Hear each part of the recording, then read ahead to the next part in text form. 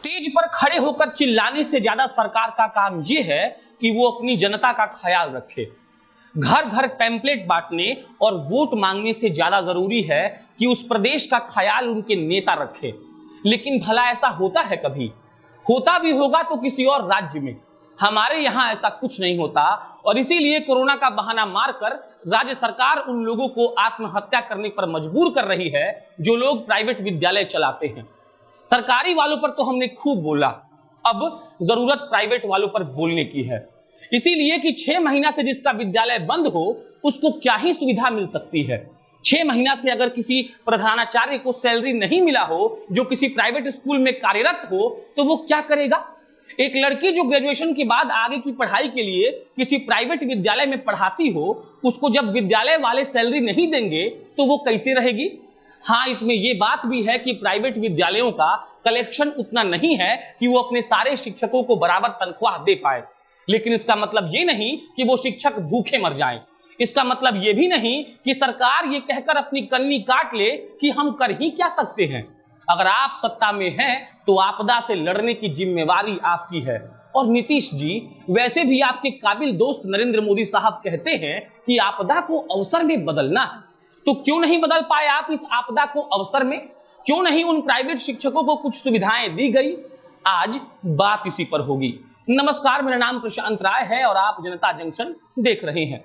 जिस अनियमितता का उदाहरण देकर हम लोग इस बात से अपना पल्ला झाड़ लेते हैं कि शिक्षक पैसा बचा के रखा होगा, वो शिक्षक जब गुजरता है तो आप कहते हैं कि प्राइवेट मास्टर है, घूम घूम कर चाय पीता है।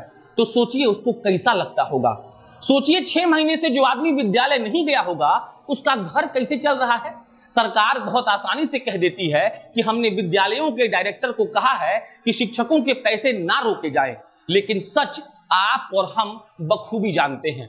निराशा की बात यह है कि वो शिक्षक कैमरा पर आकर ये कह भी नहीं सकते कि विद्यालय के निर्देशक साहब उनको पैसा नहीं दे रहे हैं, क्योंकि सर जिस दिन कोरोना खत्म होगा उस दिन उनको विद्यालय से 9-2-11 कर दिया जाएगा। अब सोचिए कि उनका जीवन कैसे चलता होगा। जो सरकारें ये दावा करती हैं कि हमने कोरोना से लड़ने के साथ साथ अपने लोगों का भी ख्याल रखा, उन सरकारों ने आज तक प्राइवेट शिक्षकों के होटल में काम कर रहे उन कर्मचारियों के बारे में कोई डेटा तक रिलीज नहीं किया। ये तक नहीं बताया कि वो लोग अपना जीवन यापन कैसे कर रहे हैं या सरकार ने उनके लिए अब तक क्या किया है। एक दफा आप ही सोचिए कि जो शिक्षक बड़े बड़े बच्चों को पढ़ाकर IAS, IPS और कलेक्टर बना देता है, कितने लोग तो बना दिए होंगे और अब भी पढ़ा रहे होंगे, वो अगर किसी से पैसा मांगने जाए तो कैसा लगेगा? हम पागल नहीं हैं और ना ही हमारा दिमाग खराब है। हमको ये पता है कि ये वक्त आपदा का है, हमें बखूबी सरकार का साथ देना चाहिए, लेकिन उन सरकारों को भी जवाब देना पड़ेगा कि आपके लिए तैयारी उन्होंने क्यों नहीं की थी। चुनाव की तैयारी 2 साल पहले शुरू हो जाती है, लेकिन आपदा आने के बाद उन वोटरों के बारे में ना सोचना आपके उस रवैये को दिखाता है जिसे इंग्लिश में डिच और हिंदी में धोखा देना कहते हैं। गोपालगंज के मनोज सिंह कहते हैं कि प्रशांत का ही बताएं, विद्यालय वालों को कुछ कहा नहीं जा सकता है क्योंकि उनको भी पैसा नहीं मिल रहा है।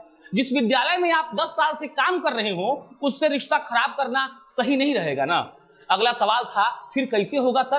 तो उन्होंने बताया कि सरकारों को कुछ सोचना चाहिए था। जो इतना डेटा सरकार इकट्ठा करके रखी है उसका इस्तेमाल करना चाहिए था और जरूरतमंदों तक कम से कम सामान तो वितरण कराया ही जा सकता था। मनोज सिंह की तरह कई ऐसे शिक्षक हैं जिनके मन की व्यथा यही है, लेकिन उनके लिए अभी तक कुछ किया नहीं गया है। मैंने शुरुआती दिनों में एक कटाक्ष किया था जिसमें कहा था कि मिडिल क्लास लोग वो होते हैं जो ऑल्टो में शीशा बंद करके चलते हैं ताकि बाहर वालों को लगे कि अंदर एसी चल रहा है, लेकिन अंदर की असलियत ये होती है कि उनका दम फूल रहा होता है। आज वही हाल प्राइवेट शिक्षकों की है। लोगों को लग रहा है, सरकारों को भी लग रहा है कि विद्यालय उनको कम से कम 50% वेतन तो दे ही रहा होगा, लेकिन सच्चाई यही है कि उनको वेतन नहीं दिया जा रहा है। विद्यालय बंद है, जो लोग कोचिंग के सहारे अपना जीवन बिता रहे हैं वो मजबूर हैं सब्जी बेचने को और मसाला बेचने को। और अब जो कहने जा रहा हूं उसको खूब ध्यान से सुनिएगा। चुनाव में चाणक्य की उपाधि पाने वाले अमित शाह फिलहाल बिहार पर ध्यान तो खुद ही दे रहे होंगे। मैं अमित शाह का नाम ना लेकर उन तमाम राजनीतिक पार्टियों का नाम लेना चाहता हूं जो ये कहते हैं कि हर बूथ पर हमारे इतने काडर हैं। क्या सर आपकी पार्टियों में इतनी ताकत नहीं थी कि अपने काडर को यह कह दे कि जाकर पता करो कि कितने प्राइवेट शिक्षक भूखे मर रहे हैं? या आपकी पार्टी ये करना ही नहीं चाहती थी?